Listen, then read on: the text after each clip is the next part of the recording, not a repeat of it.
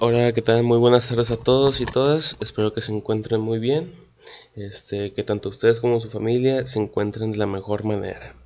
Bueno, pues el día de hoy vamos a estar hablando sobre tres temas diferentes, que sería el artículo, el verbo y déjame recordar y los adverbios, es correcto. Los artículos, los verbos y los adverbios.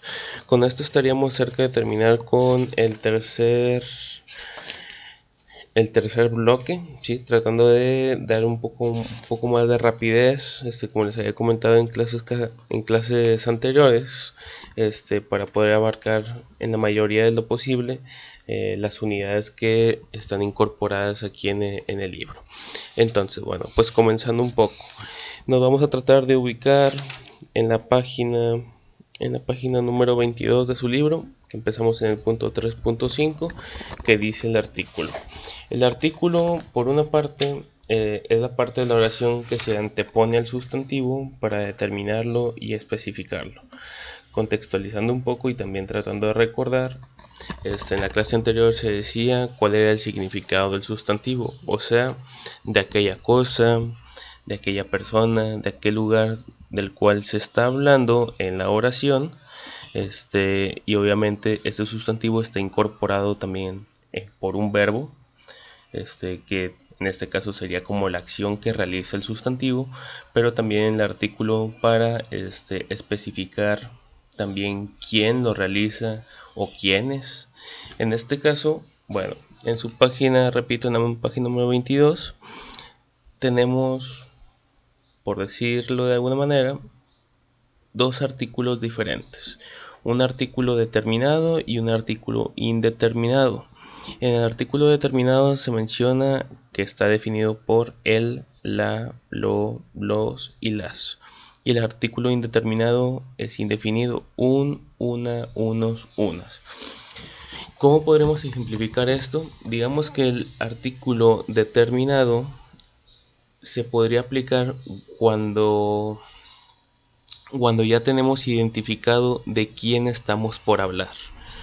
Diciendo un ejemplo,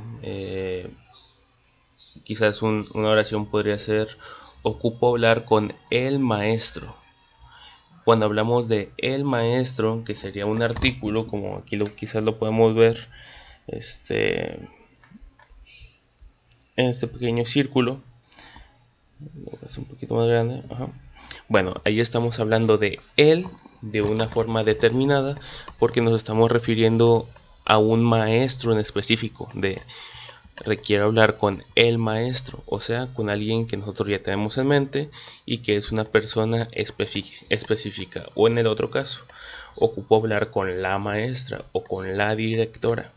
En este caso, bueno, tenemos el sustantivo que es de quien estamos hablando, la directora, el maestro, el verbo que sería hablar, pero también está el artículo que es el o la para dar, bueno, el artículo determinado para especificar de quién estamos hablando.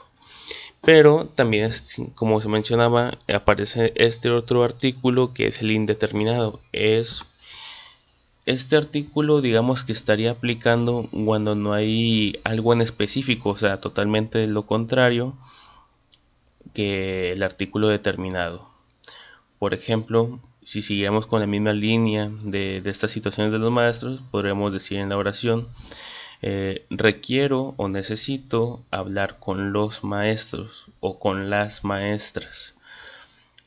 En ese caso estamos hablando de un grupo, pero no decimos y no especificamos qué maestros, qué maestras o qué directoras o qué directores.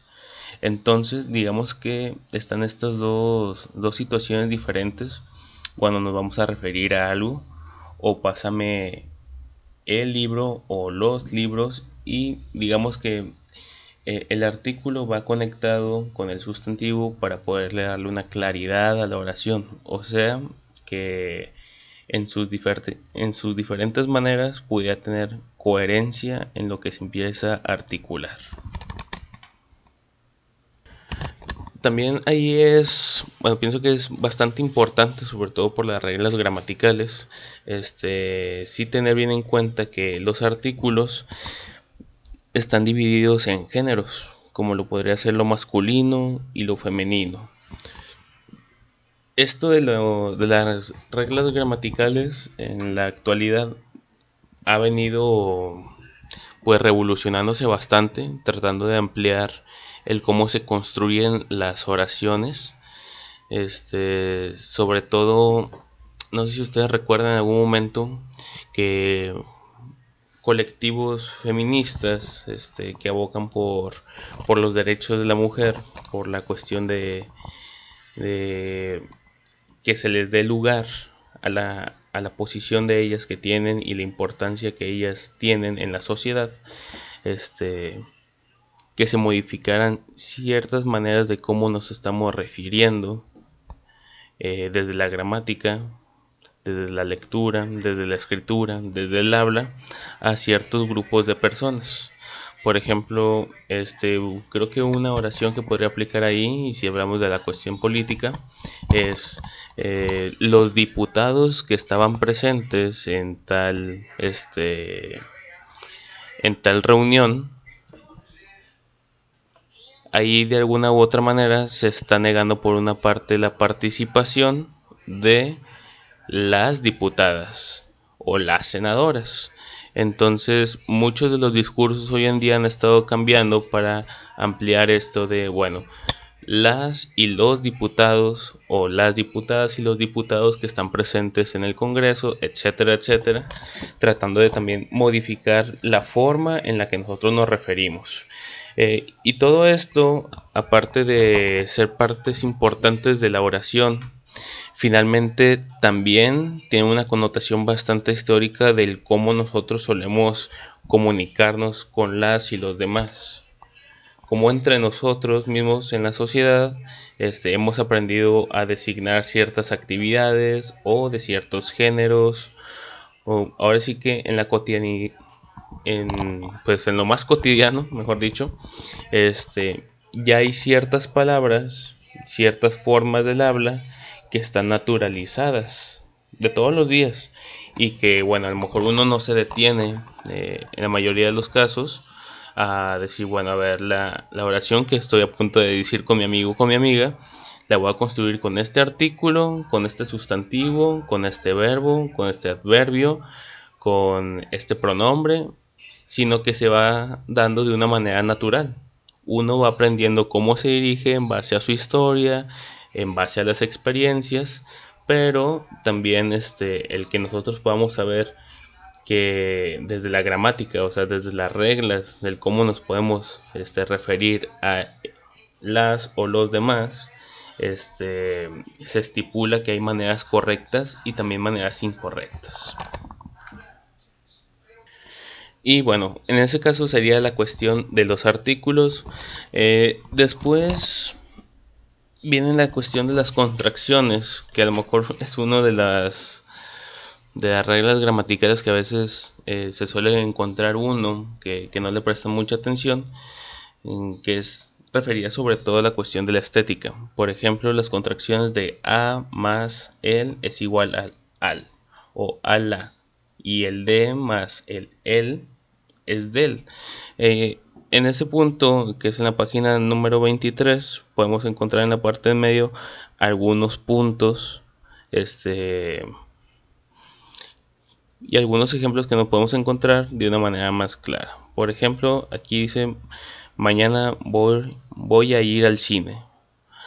No, digamos que no se podría aplicar mañana voy a ir a el cine, sino desde la cuestión gramatical existe esta contracción de a más el es igual a al. Entonces por eso se aplica el mañana voy a ir al cine, no a el cine. Y por otro lado tenemos también es la bici del niño, y no diciendo o también escribiendo de es la bici de el niño, que a lo mejor por alguna u otra razón, quizás desde cómo se escucha y cómo se emplean las palabras podrían sonar algo similar, pero ya una vez escritas las oraciones que se suelen decir, se ve de una manera más clara que no están construidas desde la gramática de una forma correcta. Después de la cuestión de aquí de los artículos, pasamos a la parte de los verbos. Los verbos, el verbo es el elemento, y ahí viene nombrándolo en su libro, el verbo es el elemento fundamental de las oraciones en español. Toda oración en español lleva necesariamente un verbo conjugado en forma personal. ¿Cómo serían los verbos conjugados? Finalmente, todos los verbos, cuando se emplean, van posicionados de una manera en que se pueda referir a una persona, al tiempo, así ya se terminó ese verbo. Como por ejemplo el verbo comí, que está en tiempo pasado, o comiendo, que es en el tiempo presente, o comerán en el tiempo futuro. Entonces finalmente todos los verbos están conjugados de una forma distinta dependiendo de cómo se constituye la oración. En este caso tenemos tres conjugaciones, que sería el infinitivo, el gerundio y el participio. ¿A qué nos referimos con cada uno de estos? Esto lo podemos encontrar en la página número 26 ahí de su libro, en la parte superior, que dice formas no personales. Y en el siguiente cuadro, o sea en el cuadro de medio, viene descrito un poco a qué se refiere cada uno de las conjugaciones. Por ejemplo, en el infinitivo menciona que es forma canónica del verbo su representante. Puede funcionar como sustantivo, expresa la acción sin otras marcas y es una acción sin tiempo. O sea, por ejemplo, ahí dice el verbo cantar, comer y vivir, que finalmente no designa un tiempo como lo podría ser la cuestión de viviendo o vivió, cantó, cantaremos, que a lo mejor ya puede designar un tiempo en específico. En el gerundio es básicamente una acción en desarrollo, o sea que aún se sigue haciendo, como el cantando, como el comiendo, como el viviendo. Y por último, la cuestión del participio, que en este caso sería una acción que ha concluido, o sea, que haya terminado de realizarse. En este caso, pues con los verbos que ya ponían ahí, pues tratando de ejemplificar, está el cantando, el comido y el vivido. Aquí una parte importante y que será realmente relevante que ustedes lo puedan tener ahí bien en cuenta es la cuestión de los verbos regulares y verbos irregulares, que si bien, y tratando de mencionarlo nuevamente, no es algo que se tenga totalmente presente en cuanto existan las conversaciones, por ejemplo, de uno a uno en la cotidianidad, pero que se sepan también los elementos que coexisten en las oraciones son muy importantes. En este caso aparecen dos tipos de verbos, dos verbos regulares y verbos irregulares. ¿Qué significan estos? De una manera práctica, los verbos regulares son aquellos que no cambia su raíz al conjugarlos, y los verbos irregulares son aquellos que al momento de conjugarlos cambia su raíz. Si recuerdan, en algún momento habíamos hablado de los lexemas, los gramemas, los morfemas. Entonces, cuando estamos hablando aquí de la raíz, nos estamos refiriendo al lexema, recordando que muchas de las palabras, muchos de los verbos tienen un lexema, el lexema o la raíz que no cambia, o sea que siempre permanece, como en la cuestión del comiendo, la cuestión del digamos que es el lexema, porque nunca termina de modificarse. Por ejemplo, el comer, comiendo, comido, finalmente son tiempos diferentes, situaciones diversas, pero la raíz, que es el se sigue manteniendo. Entonces, en ese caso, digamos que estaría empleado en la categoría de verbos regulares. Recordando, verbos regulares son aquellos que no modifican su raíz, y los verbos irregulares son los que en el momento en el que se empieza a conjugar, o sea, en tiempos diferentes, acciones distintas, sí se cambia la raíz. Entonces es ahí donde se plantea como irregular. Aquí yo tengo algunos ejemplos que podríamos estar utilizando para aterrizarlo, como por ejemplo el amar, amando, que la raíz del amar es am. Por ejemplo, yo amo, ellos aman, nosotros amamos, ellos aman. Siempre se mantiene, a pesar de la conjugación, las dos primeras letras, que es el am. Y el trabajar, el trabajaremos, el trabajando, el trabajo, yo trabajo, ellos trabajan, etc. Y el estudiar también aplica bien lo mismo. Yo estudio, ellos estudian, nosotros estudiamos. Entonces, a diferencia de los verbos irregulares, como en el primer ejemplo puede ser el soñar, desde el verbo soñar, cuando hablamos, por ejemplo, de singular, o sea, de una primera persona, yo sueño. Si se dan cuenta, desde ahí ya no puedo poner yo sueño. Eso sería pues prácticamente imposible de aplicarlo si no hay una modificación en la segunda letra, que es la letra U. Entonces, como hay un cambio de raíz y finalmente seguimos hablando del mismo verbo, es ahí donde entra un verbo irregular, porque ahí yo puedo decir yo sueño, ellos sueñan, nosotros soñaremos. Y si se dan cuenta, seguimos hablando de lo mismo, pero con raíces diferentes.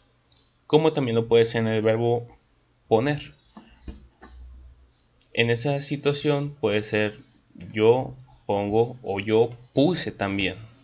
Cuando estamos hablando de yo puse en el tiempo del pasado, se vuelve a agregar una U en la segunda letra de la palabra, y ahí de alguna, bueno, no de alguna forma, ahí ya se cambió la raíz propia del verbo y el pensar, como el yo pienso. Desde la manera en la que tratamos de conjugarlo con la manera singular, ya ahí ya se modificó la raíz, que es en la segunda letra. Nuevamente se empieza a presentar una modificación, que es la letra I, de yo pienso, él piensa, nosotros pensamos.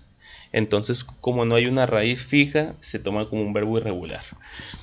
Seguramente en alguno de los ejercicios que yo les vaya a pasar de lo que vaya a ser el trabajo, de la evidencia, que recordando vale como tanto como evidencia como con examen, seguramente les voy a poner algunas palabras y que ustedes puedan identificar si estamos hablando de un verbo regular o un verbo irregular. Solamente señalarlo y ejemplificar por qué sería un verbo regular o un verbo irregular.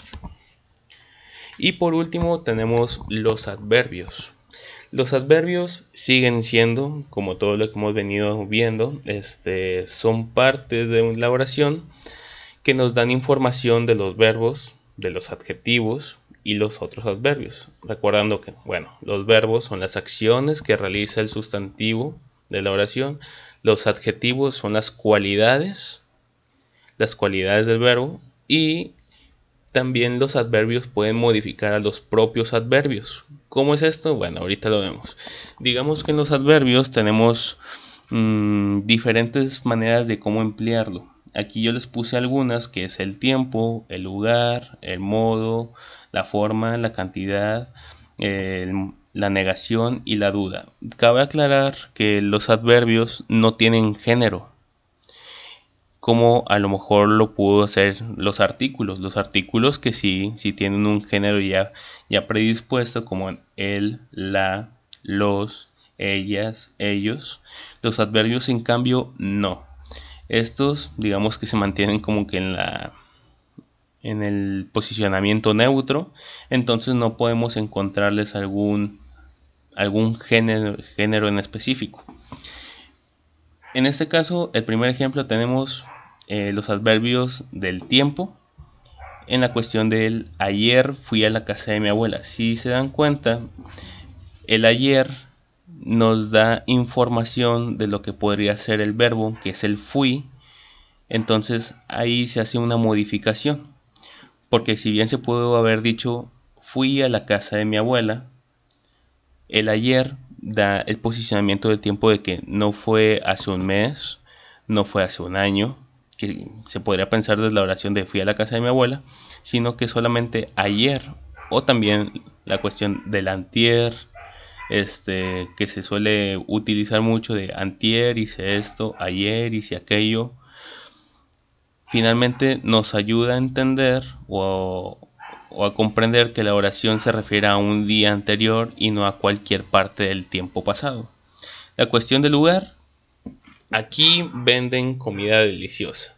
Si se dan cuenta, si quitamos el adverbio, se puede seguir empleando la oración de venden comida deliciosa. Pero finalmente el adverbio da esa parte como que extra para ser un poco más específico en la oración, y que a lo mejor muchas de las preguntas que se puedan generar de, bueno, venden comida deliciosa, pero ¿dónde? ¿Cuándo? ¿A qué horas? ¿Quién? Se puedan contestar a partir del adverbio de aquí venden comida deliciosa, especificando el lugar. Después tenemos la parte del modo y la forma. El rápidamente, lentamente, que por ejemplo, aquí a lo mejor veía un ejemplo que se refería al tócame el pelo suavemente. Digamos que muchas de las personas que a lo mejor son extranjeras, esto es lo que por lo regular se puede encontrar como una manera muy complicada de la gramática en español, porque uno podría decir, bueno, lento y lentamente es lo mismo, pero claro que quienes hayan manejado ya por mucho tiempo estos